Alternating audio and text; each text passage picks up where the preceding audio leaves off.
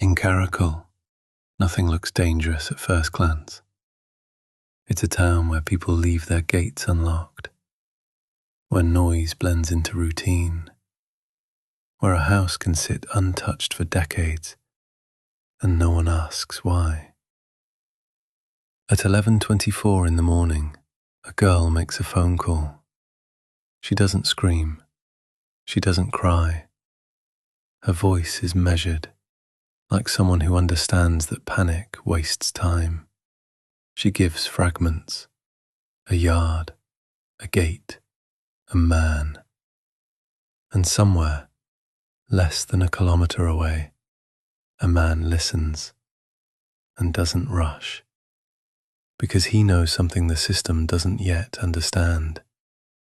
He has already won time. His name is Gheorghe Dincă. If you passed him on the street, you wouldn't remember his face. Neighbours didn't describe him as dangerous. They described him as nothing. A retired man, a scrap collector, someone who fixed things and kept to himself. And that's not a coincidence. Predators like Dincă don't rely on strength first. They rely on social blindness. He learned early that aggression attracts attention, but normality makes people look away. He drank with men who talk too much. He paid women small amounts of money. He stayed just inside the line of what society tolerates. No police reports, no complaints that stuck. He didn't push boundaries. He tested them. And every time nothing happened, the mask became stronger. The house on Kalia Craiove didn't look like a crime scene.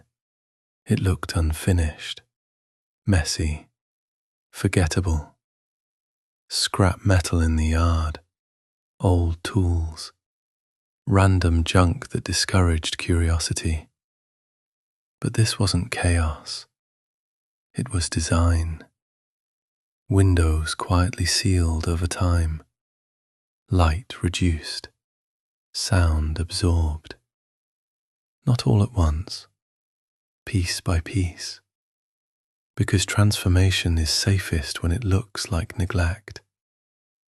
Inside, the house stopped behaving like a home. Rooms lost their purpose. Doors stopped being transitional spaces and became barriers. This place didn't trap people violently. It trained them to realize escape was pointless. And the most terrifying part, no one noticed the change.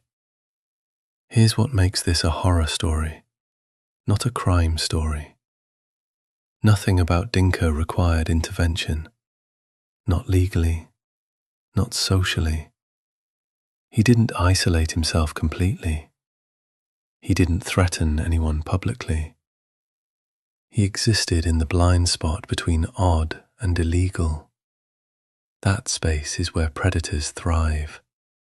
And while neighbours went on with their lives, the house kept adapting, waiting.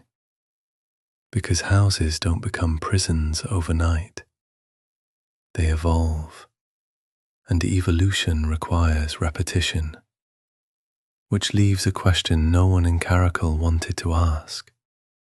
How many times did this man rehearse before the door finally closed?